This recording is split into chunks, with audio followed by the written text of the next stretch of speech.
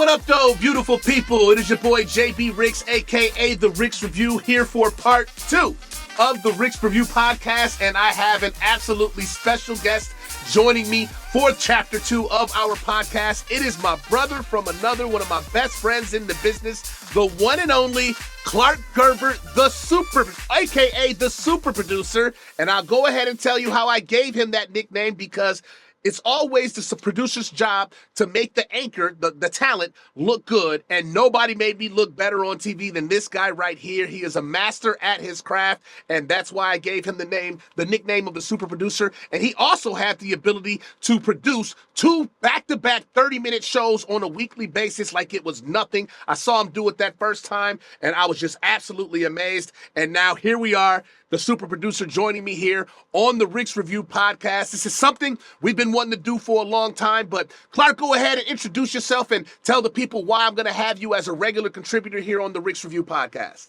Well, if it were up to you and me, JB, we would have been doing this 7-8 years ago, because we have a knack for finding things that maybe we disagree about. We're both very passionate people when it comes to sports, and not afraid to voice our opinions. I've enjoyed our debates over the years. I'm excited to do it with a little less of a time limit, not have to keep it to 5 to 6 minutes every time. But JB and I, we go way back. We go back to when I had hair, when I was trying to hang on to the hair for a little too long. So this has been a long time in the making. I'm excited. Yeah. I'm so glad you're excited. And again, I want to give my gratitude for you being willing to do this for me, man. We're up starting right now. We're finally getting this thing going. And like you said, 7-8 years ago, we wanted to do this, but they wouldn't let the genies out of the bottle. Now there's no stopping us. Here we are, and there's no time limit on us either. It's open-ended, so folks, y'all might want to get ready for this chat because it could get really, really active. And with that said, Clark, I'm going to go ahead and jump right into this thing, man.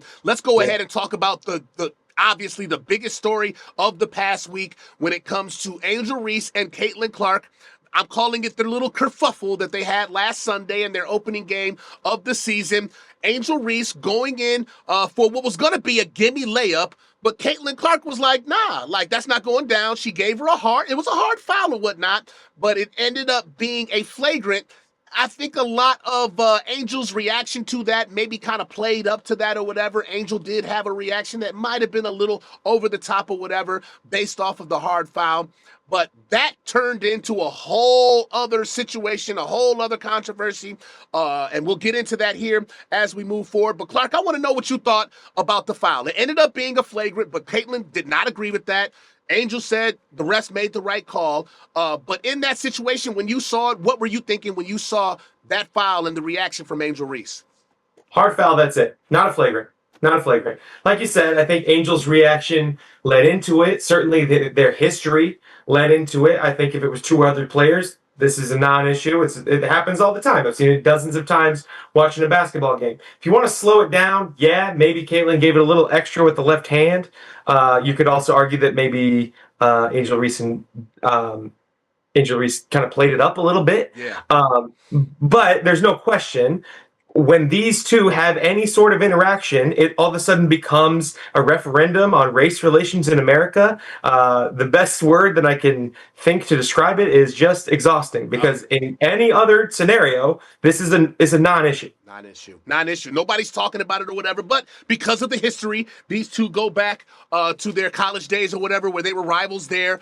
Angel Reese was able to win a national championship, and she did the little finger wave or whatever, and everybody was going crazy on that. And we get it. Caitlin Clark is one of the greatest women basketball players that we're ever going to see because of her ability to shoot, dribble, pass, do everything or whatever. She's definitely a phenomenal player. But when Angel won that championship and did the little finger wave or whatnot, I mean, definitely, it rubs some people the wrong way, but folks, it's basketball. You know what I mean? We're just talking about 2 rivals in sports who just happen to play on the biggest stages of the game or whatever. So, that it's carried over into their professional careers now that they are in the NBA. And when you have any opportunity for these two to go at each other, every game that these two play against each other is going to have a huge microscope on it, because everybody's waiting for that next moment where they can go ahead and jump on some controversy off of that.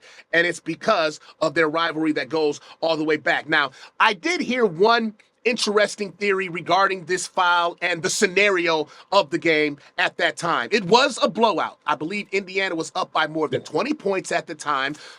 And Angel was going in for the free layup, but Caitlin was like, "Nah, you're not getting nothing free over here. I don't care how many points we are up by right now. I'm taking that foul. You're gonna have to earn those 2 points at the free throw line." But I've heard the opinion that because they were up by 20 plus points or whatever in that scenario of the game, that it was over the top. Like it was quote unquote BS to like put a player in a situation like that or whatever in that scenario. I myself don't feel that way. Like if she doesn't want to give up the 2 free points, she has the right to not give up the two free points. I don't care if you're up by 30, 15, 10, it doesn't matter. What are your thoughts about the scenario and the time placement of that game or whatever with that foul? Yeah, you can miss me with that. If you watch the play too, Angel Reese shoves one of Caitlin's teammates in the back, and Caitlin's standing there looking at the ref like, "Are you going to call that?" Yeah. And it's like, "Okay, I guess not. I'm not going to give her the free layup." I think we love to tell athletes, whether it's a targeting foul in football or a situation like this, we love to tell them to like freeze time, think about all the factors at play, and then make a decision. Like, this is instinct. Absolutely. If I see an opponent has a wide open layup, I'm going to give them a hard foul to try to make them earn it at the line. That's just basketball. For somebody who's been playing basketball as long as Caitlin Clark has, that's instinct. Like, I don't really know how you expect her to process everything of like, well, I was going to give her the hard foul, but we are up by more than an acceptable amount, and so I'm just not going to do it. I don't really understand that. Yeah, I don't understand it either or whatever. You hit the nail right on the head when it comes to not just giving up the 2 points. I don't care what the scenario is. I'm not here for it. Like, I don't want to give you 2 free points. I don't care if we're up by 30, so I need you to go to the free throw line. And if it had been any other situation, any other player, nobody would be talking about this. But because it's Angel Reese and Caitlin Clark, we had to snowball this into a whole America divide, America race war type of situation. And that's the next topic I want to get into. In my opinion, America, we're overreacting once again, and we are race baiting and using these 2 phenomenal athletes to go ahead and get those conversations, whether it's to get clicks, whether it's to get views, whether it's to get ratings for your television show or whatever. It's just something to talk about. And like, we're using these 2 athletes and their scenario just to go ahead and blow that up like that. And I just think that's so out of pocket. Perfect example. Ryan Clark and RG3. I mean, they ended up being trending for like the whole day the next day because, it got real personal between those two. Wives ended up getting involved with the conversation. Feelings were, being pressed. You're the worst teammate that I've ever had in television and in football type of situation. And it's like, wait a minute, we're taking this to this level based off of a take foul in a game between 2 rivals in the WNBA. Like, that's where we're going with this. It's just like, you said it perfectly. It's exhausting. Let's just let the players play, man. They're aggressive athletes. And just because they're women doesn't mean they can't be aggressive athletes. And in my opinion, I think America overreacted on this once again. And I would love to hear your feedback on that, especially with the Ryan Clark and RG3 situation turning into what it turned into. And now you got these 2 sides going at it, and you got people taking sides here and taking sides off that based off of a take foul. What are your thoughts on that? Right. The Ryan Clark RG3 thing, I don't think that was about this. I think that was about a whole other set of baggage that they have going on. Because I don't think RG3's original point was that wrong. He said that Angel Reese hates Caitlin Clark. I don't really know any other way to interpret what she did other than she clearly doesn't like her. That's okay. Yeah. Like, in the NBA, there are plenty of people that dislike people on the other team. Tyrese Halliburton's a perfect example. I know we're going to talk about the Knicks and Pacers a little bit later, but like, if people don't like him, nobody bats an eyelash. I think what's exhausting to me is we are, apologies to use a big word, we're infantilizing these women, right? These are professional athletes. We don't have to treat them with kid gloves. It's okay if they don't like each other. I think RG3's original point was fine. I think Ryan Clark took exception to who was saying it because they have history. and it blew up from there. Yeah. I think what exhausts me outside the Ryan Clark RG3 situation is how we've decided that if two women don't like each other, then it's this grand statement about race in America. Yeah. It's not. It's basketball. It's professional sports. Sometimes people don't like each other. It's going to be okay. I promise. I'm with you. I'm with you 100%. And I do want to bring up another point that I heard from a fellow Spartan dog of mine, Jamel Hill, who brought up the fact that, listen, this rivalry between Angel Reese and Caitlin Clark, yes, it's true. It may be a situation where Angel doesn't like Caitlin more than Caitlin doesn't like Angel, but at the same time, Angel is in a position where she's constantly being asked about her rivalry with Caitlin Clark, about, you know what I mean, how does it feel to, be going up against Caitlin when she's in the position that she's in, and Caitlin's never being asked about Angel. I thought that was a solid point made by Jamel Hill, and that might add a little bit more spice, especially on Angel's end, and maybe that's where a little bit of that frustration came from when she took that take foul or whatever, and she kind of had a little bit of an overreaction, and that allowed the situation to kind of snowball the way that it is. But, getting back to the original point that I want to talk to America here. When I say, like, yo, chill, calm down. Yes, one superstar player is white. Yes, another superstar player may be black. Yes, they may be coming from two different backgrounds. Hey, you and I come from two different backgrounds. You're a white male, I'm a black male, but hey, we can still have constructive conversations. We can still have our little rivalries or whatnot, but at the end of the day, we're just talking sports. That's what needs to be taking place. That's what America needs to understand about these two individuals. They're just playing the game that they love, and it gets a little feisty on the court sometimes. Are they wrong for getting feisty just because they're women? Like, what are we doing here? Because when this happens in the NBA, we just throw it on social media or whatever and like it and laugh at it or whatever and keep it moving. But whenever it happens with women or whatever, it's like, oh my goodness, what's going on? Like, no, they're athletes. They're competitors. And they are going out here to fight and win their games just as hard as the men do. And I think America needs to understand and respect that, not only about Caitlin Clark, but about Angel Reese as well. These are two phenomenal athletes, two phenomenal competitors, and sometimes it's going to get a little bit chippy. But you know what I love, though, Clark? I think it's great for the WNBA. I think it's great for the game. What do you think about that? Oh, yeah. I mean, I was watching that game live. I would never have been watching a WNBA game live, let's say 5 years ago. There's just no way. There's no question that Caitlin Clark, and then by extension, Angel Reese, and especially because of their rivalry, has driven interest up. Yeah. I think it's a sign of progress that people care enough to debate about the WNBA, because that's not where we were 5 years ago. The sooner, though, that we can get away from super hyper analyzing every little thing and trying to make it these grand statements when they don't need to be, I think the better off the sport will be in the long run. Yeah. And how great do you think this will be for the game? Because when it goes to my love for women's basketball, I'm a college head. I love college women's basketball, and obviously that's where Angel and Caitlin first kind of like blew up into their superstar realm or whatever. But when it comes to the WNBA, hey, don't get it twisted, man. I was watching them 20 years ago. Old school heads out here in Michigan will tell you about the Detroit Shock. You know what I mean? The little mini dynasty they had with Bill Laimbeer back in the day. And my mom is a real old school WNBA head. So don't get it twisted. When there's a WNBA game on, Betty Sue Ricks is going crazy on that. And that's definitely going to be on her television. So I've had a love and respect for the WNBA game for a long time. But like the popularity has been hard to get traction. It's been hard to get traction. And now we have that traction. And all of these things that have been taking place in this sport for all these decades are finally being elevated. And I like that. I love that for the game. I love this rivalry that Caitlin Clark and Angel Reese have.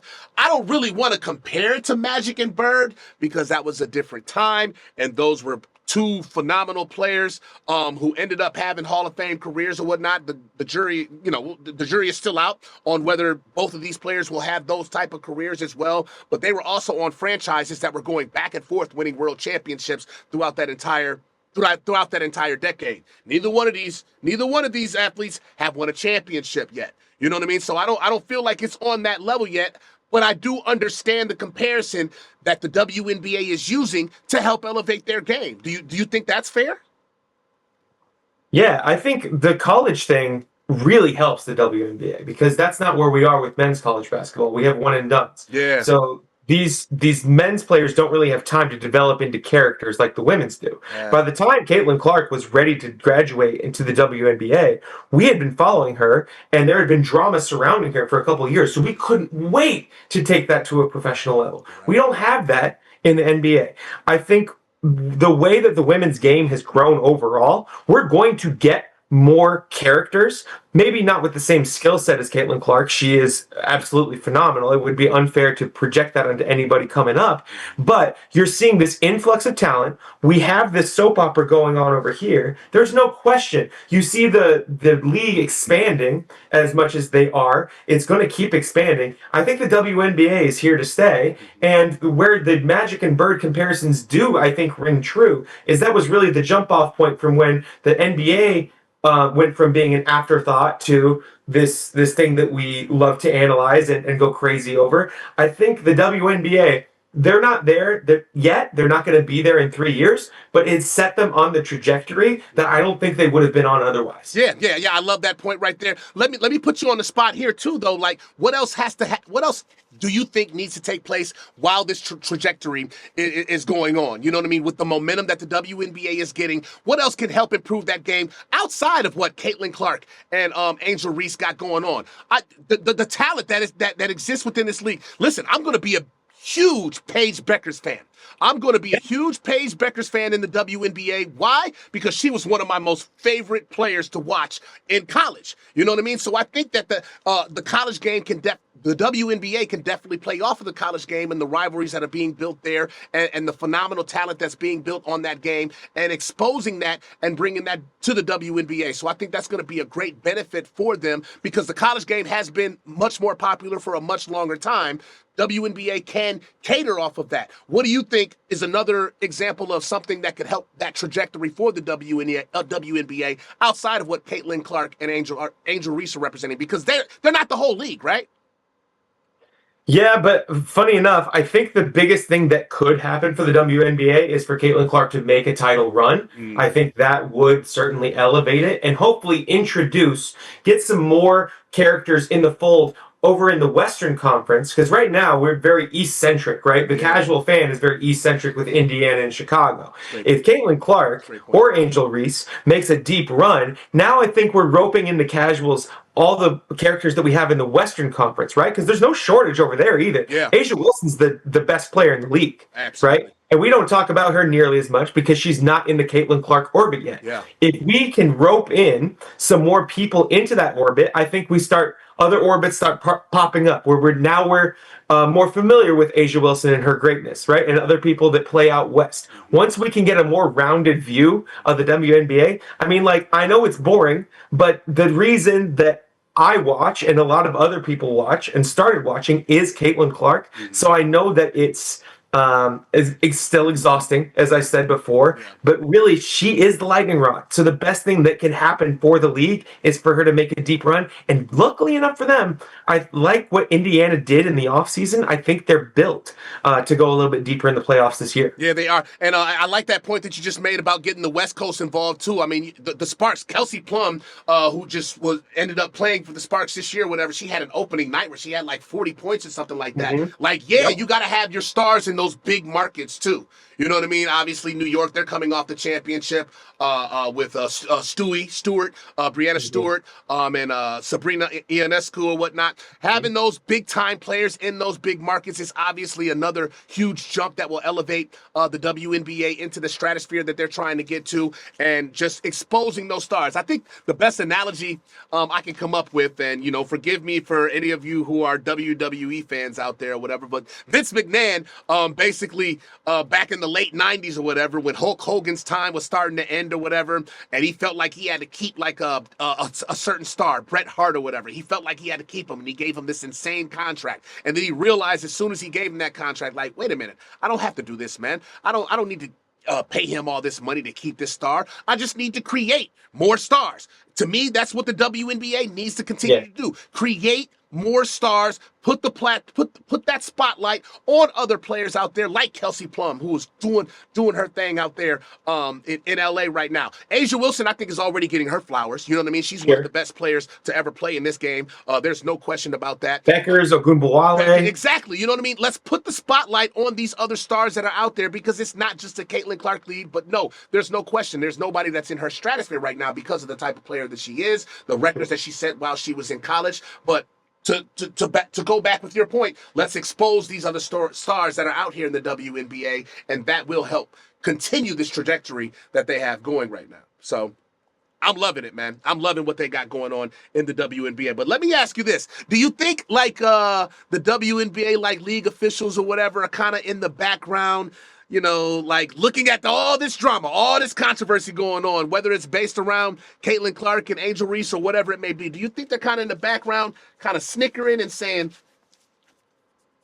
we get them. yeah, that's great. let's get that money, let's get that bread, let's get that cheese? They got to be loving this, right? Sure, absolutely. As long as we I don't know. There was a controversy over the hate that Angel Reese was getting after she was shooting the technical free throws. Wasn't in the arena. Don't know what was said. As long as we keep it above board and there's nothing ugly or racist going on at the games, I think as long as they can keep an environment that's safe for the players, the WNBA, and they've got to be laughing all the way to the bank here. This is exactly what they need. What they need. Yes, it's exhausting now. Eventually, we'll grow out of it. Eventually, we'll stop microanalyzing every single interaction that Angel Reese and Caitlin Clark have, and we can just enjoy the basketball like we do with the NBA as well. And I think that time is coming sooner rather than later. But like you did just bring up another point, you know, with all the controversy that came out of that game. I guess there were some Indiana fans who were, you know, throwing out racial epithets or whatever at Angel Reese, you know, based off that. Listen, man, I'm hearing about that a little too often. You know, especially down there in Indiana or whatnot, like that's got to go. Like cut it out. Like, you know what I mean? This is 2025, people. Like, we're not in 1965 anymore or whatever. This is 2025. We are here to enjoy this sport. We are here to enjoy these athletes, and they are simply here to entertain. They are not here to, you know, be political debaters. They're not out here to, you know, sway you to this side of the red fence or this side of the blue fence or whatever. No, we're just here to play sports. They're here to entertain us and give us something fun to watch on a nightly basis.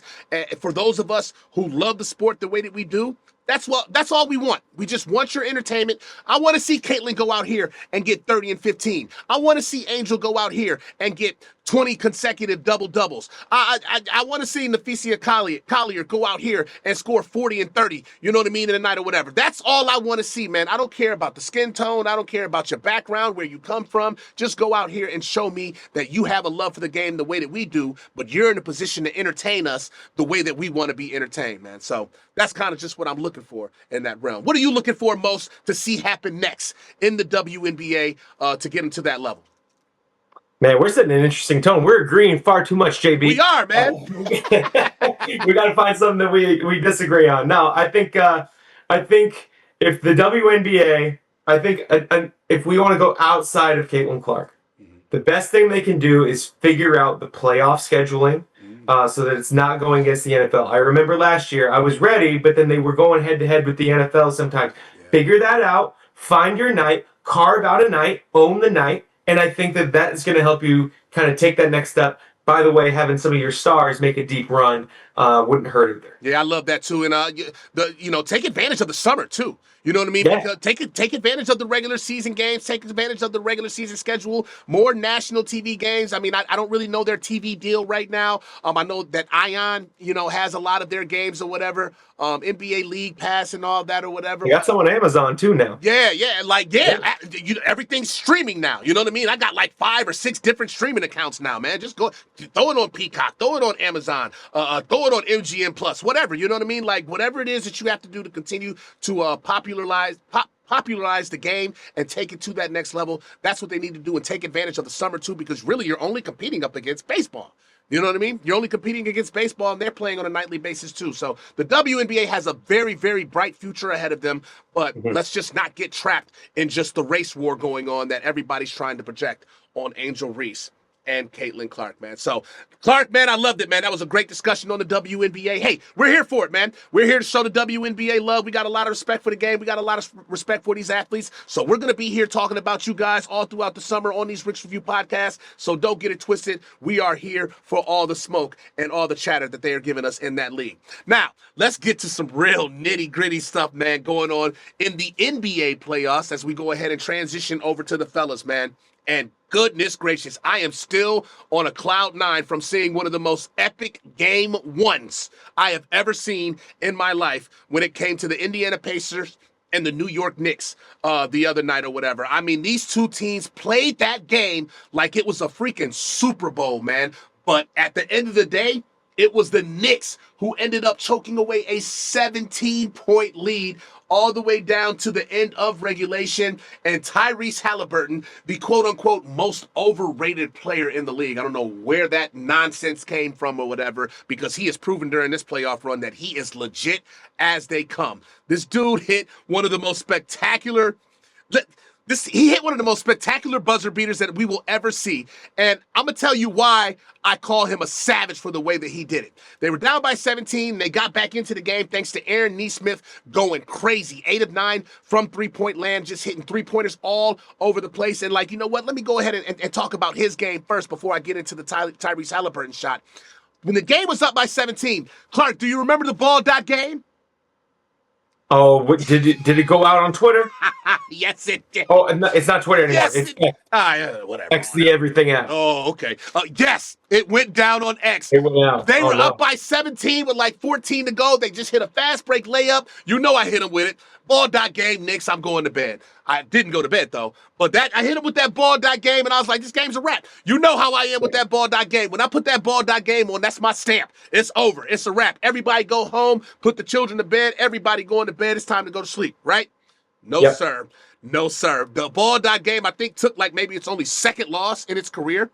It's like 10 years. I remember there was one. There was one. There was only one. You were on punishment for a little bit. You couldn't do it for a little You bit. did. You told me I couldn't do it for like 10 days or 10 games or something like that or whatever. But it took a hard L that night. Basically, Aaron Nesmith coming through and hitting 8 of 9 three-pointers. And when they were down by 17, I believe it was the second or third three-pointer that he hit. It was the third one, now that I think about it. He hit that third three-pointer, and I heard Reggie Miller on the broadcast say, hey, guys, this is the great equalizer of this game right now. So, hey, watch out, man. You never know what's going to happen. And I'm still like, nah, bro. Nah. Ain't nothing happening, Reggie. This game's over or whatever. Next thing you know, Aaron Nesmith. Splook up. Schwab. You remember all those, right? Oh, my goodness. This dude he couldn't miss. He could not miss, and then the next thing you know, it's like 30 seconds to go, and they're only down by 5. And then all of a sudden, the Knicks miss some free throws or whatever, and Tyrese Halliburton gets the ball in the final seconds, down by 2. This is why he's savage. He drives into the lane as if he's going in just to tie the game up and try to send this to overtime. But he had a last-second change of heart and said, you know what? Let me show these jokers who the real overrated player is out here. Took that bad boy back behind the three-point line, threw it up. How long was it up in the air for? Like 10, 15, it felt like 10, 15 seconds that ball was up in the air, and then it swished right through. And everybody, what did he do? He hit him with the choke sign. Sign, pointed at Reggie Miller or whatever. I mean, I honestly, I may be overreacting a little bit here, but I think that's one of the most epic moments in NBA playoff history. The choke sign pointing at Reggie Miller or whatever.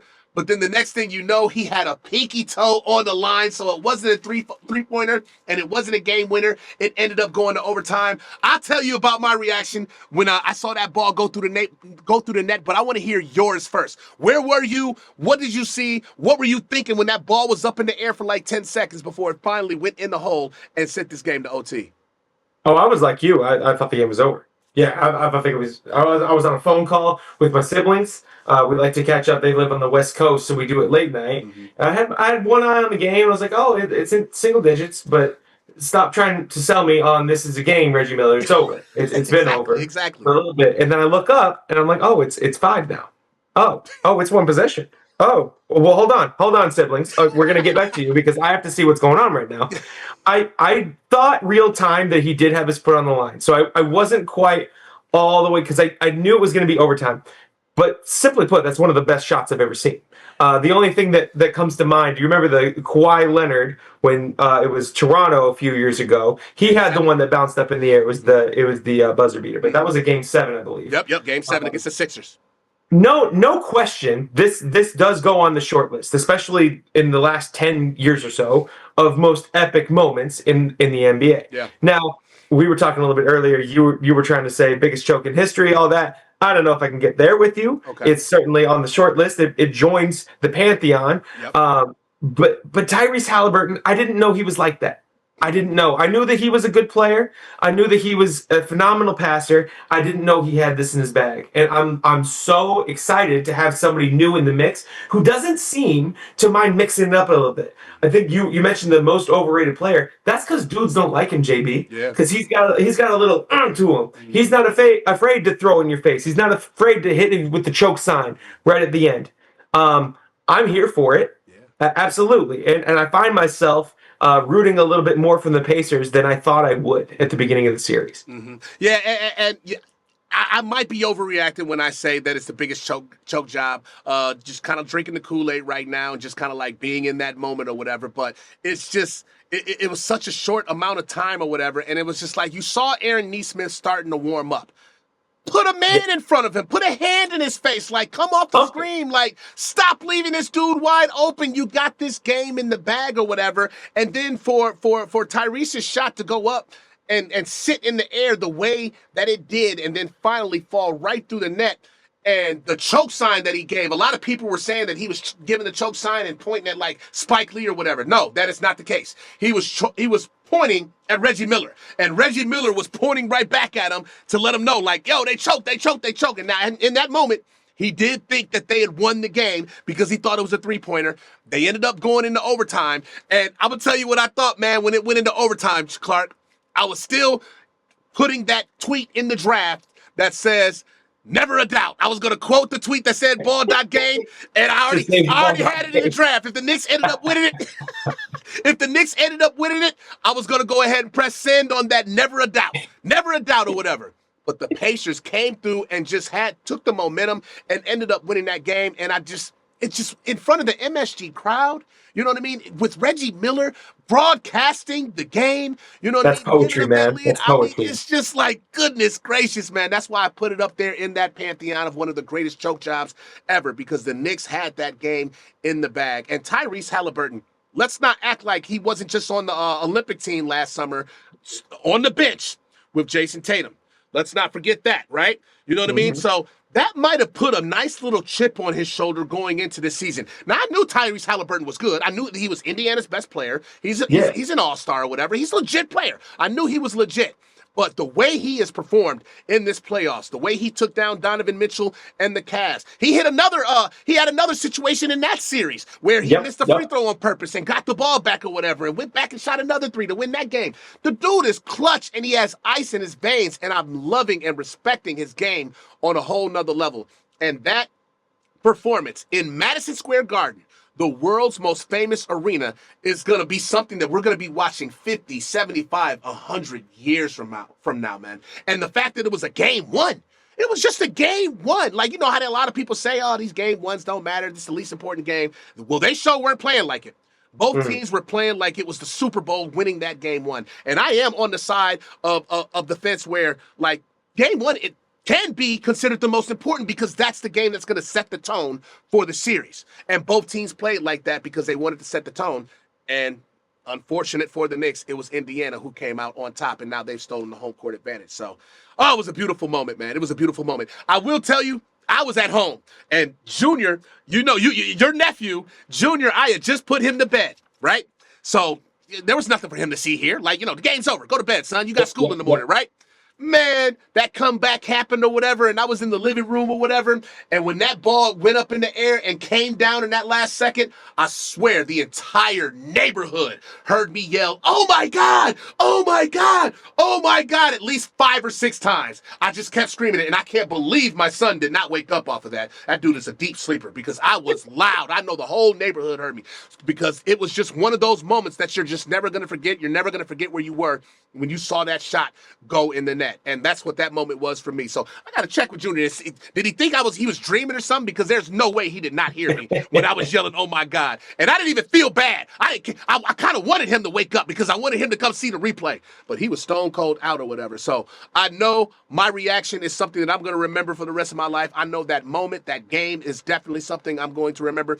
I think there was like a 99.8% chance for the Knicks to win it with like 3 minutes to go or whatever, the probability or whatnot. And for Indiana to come back and still win that game the way that they did, that's why I'm putting it up there with the biggest choke job ever, especially in Madison Square Garden. So, woo. Is it going to be enough, though, JB? Are they going to beat the Knicks and advance to the finals? I mean, you stole home court advantage. Like, why not? You know what I mean? Why can they not win it? Tyrese Halliburton has already proven that he's not afraid to go up against anybody. He's not afraid, even though Jalen Brunson still had like 43, 45 points that game or whatever. It didn't matter. You know what I mean? What matters at the end of the day is who wins that game. And Tyrese's 31 points and 11 assists ended up being enough. So why not? I hope this series goes 7. I really hope this series goes 7 because I want all this drama. I want it all. I want it at Madison Square Garden. I want it at the Indiana Pacers home crowd because you know that, like we just talked about the Indiana Fever crowd. They can get feisty. You know what I mean? Just keep it PG-13. You know what I mean? Like leave all that other extra stuff out of it or whatever. That Indiana crowd can get feisty. Each and every one of these games are going to be must-see TV. So I do believe Indiana. I'm not going to lie. I picked the Knicks before the season began. Or before the series began. Before the series began, I did pick the Knicks to win this series. But after seeing the fortitude of Indiana to be in that position and say, you know what, we're still going to come back and win this game. And if Aaron Nesmith, is he really going to shoot like that again this entire series? Probably not. Probably not. But he's shown that he has the ability to do it. And if he's going to come through, his confidence has to be skyrocketing right now.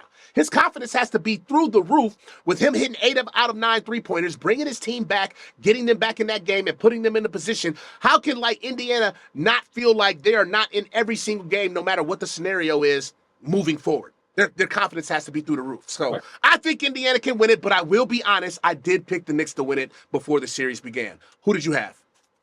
Well, I'm a believer now. I got the Pacers. You got the Pacers? In 6. In 6. I think that the game 1 pace is going to be too much for the Knicks. The Knicks rely so heavily on their starters. I think they might wear themselves out. And like you said, the Pacers' belief is never going to waver. This isn't the first time that they pulled off a miraculous comeback. They've had one in each round so far. Absolutely. So if you're them and you're as deep as they are and can go up and down and maximize possessions in the game, like I just think that they're probably going to have a little bit too much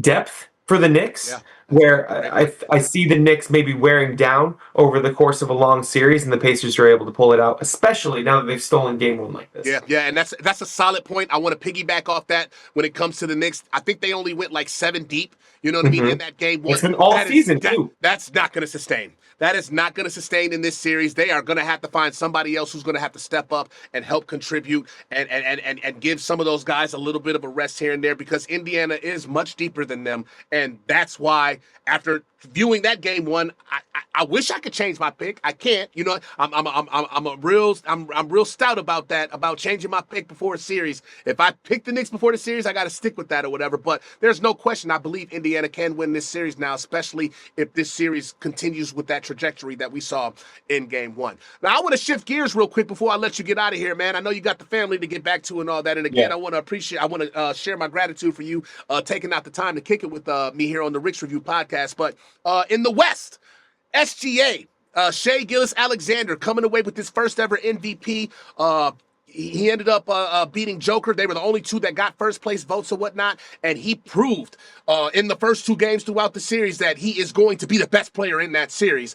He had 38, and I believe he had 38, 9, and 10 or whatever in that game 2. The night that he got his MVP trophy, I think OKC is on a track to the Final Fours. What are your thoughts about the Western Conference and their final series going on between the Timberwolves and the Thunder? That series is over. Oh, I'm sorry to say that series is over. Oh, okay. It's look, the Wolves are a really good team. They're well constructed. But in order to beat this Thunder team, it has to be perfect. Yeah. The Thunder are just too good. They're too deep, and especially if Chet Holmgren is going to take another step like this, I think the big problem with OKC is you're like, okay, after SGA, I know they have a lot of really solid players, but who's going to step up and be that second banana? Well, it looks like Jalen Williams is taking the step up, and Chet Holmgren. It's just too much. They're too well-rounded. They're too deep. The Wolves have to play perfect. Now, can they get a game or two? Yes, I think so. But I don't see it. I don't see it. Unless we see a Knicks-style collapse late on in the series, the Thunder is just too much. I think that series is over. And you know what? They've been playing like this all season long. Like they finished with the best record in the regular season, and they clearly have the best chemistry. In my opinion, they have the best chemistry of the 4 remaining teams in the NBA Finals. So I'm going to go a step further than you saying that this series is over. I think OKC is on their way to their first ever world championship. I think OKC is on their way to that road, though. So, hey, it's that time of the year, man. You got to love it. NBA playoffs. You got the WNBA cracking off. We got the NHL playoffs. They're starting to crank up, too. Canes, come on, baby. R.I.P. the Hurricanes. Come on. And I ain't putting no R.I.P. on my Canes yet. I'm not putting no R.I.P. on my Canes yet. Just get one. Just get one in Florida, man, and let's just find some momentum. But I'm not putting the R.I.P. on them. But, you got Edmonton and Dallas. Playoffs, baby, every single night. It's one of my favorite times of the year where you have a playoff game or two every single night all the way through June, man. I'm loving it. We are here for all the banter. We are here for all of the smoke. It is your boy, JB Ricks, the Ricks Review, with the Ricks Review correspondent, Clark Gerber, a.k.a. the super producer. Once again, man, I really want to thank you for taking out this time and joining me, and this is going to be the first of many conversations you and I are going to have. Sounds great. Thanks for having me. Listen, man, I appreciate you, folks. There it is, part 2. Chapter 2 of the Ricks Review podcast. Of course, make sure you follow us on YouTube, Food Folks Fun. We are on all of the social medias. You can find us all over the place, TikTok, Instagram, whatever it is, you may have it. You can also follow me on Instagram at Rick's Review, where we'll be posting this content as well on our YouTube page. And of course, visit our website, foodfolksfun.com. Go ahead and give us a shout and let us know if there's something that you may want us to talk about, a topic, a person, somebody you want us to highlight, whatever it may be. We are blowing up here in Southeast Michigan, and we are here to give you this podcast content for the world, okay? This is not just for the region. This is for the world, and this is something that we've been wanting to do for a while, and the time has finally come. So I want to thank you all for tuning in. Like, follow, share, subscribe, Food Folks Fun on YouTube, and find us on all the social medias, and we will be back in another week for Chapter 3. Until then, peace.